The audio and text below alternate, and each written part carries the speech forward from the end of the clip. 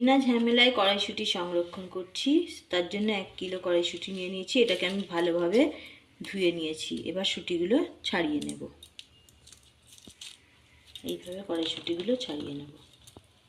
কড়াইশুঁটিগুলো ছাড়ানো হয়ে গেছে।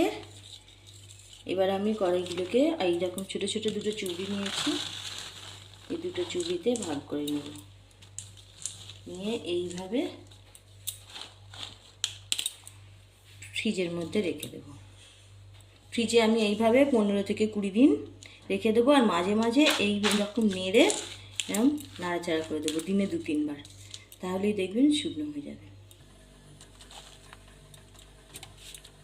ফ্রিজের মধ্যে এইভাবে কড়াইশুঁটিগুলো আমি রেখে দিলাম, মাঝে মধ্যে বললাম এইভাবে নাড়াচাড়া করে দিলেই।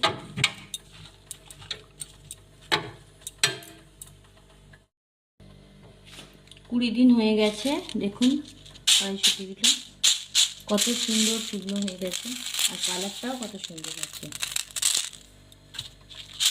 দেখুন, এবার আমি এটাকে একটা কন্টেনারের মধ্যে রেখে দেবো।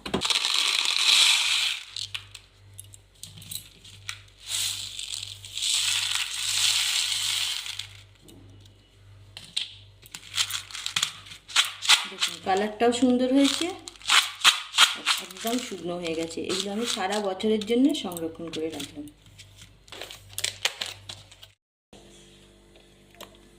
এইভাবে সারা বছরের জন্য ফ্রিজে সংরক্ষণ করে রেখে দিলাম। ফ্রিজের মধ্যেই আমি রাখলাম।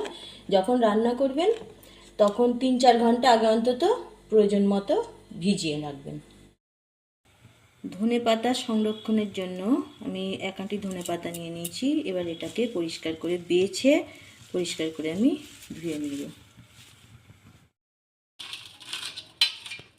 এইভাবে পাতাগুলো পরিষ্কার করে ধুয়ে নিয়েছি, ধুয়ে জল ঝারিয়ে নিয়েছি। এবার কুচি কুচি করে কেটে রোদ্দুরে মেলে দিতে হবে। ধনেপাতাগুলো রোদ্দুরে দিয়েছিলাম, শুকনো হয়ে গেছে। এটা আমি এবার একটা কৌটোয় ভরে রেখে দেবো। এইভাবে রেখে দিলে, এখন তো সস্তার ধনেপাতা, যখন পাওয়া যাবে না, দাম বেশি, পাওয়া হয়তো যায় কিন্তু দাম অনেক বেশি, তখন আমরা এটা যে কোনো তরকারিতে দিয়ে খেতে পারবো। এইভাবে আপনারা সারা বছরের জন্য সংরক্ষণ করে রাখতে পারেন।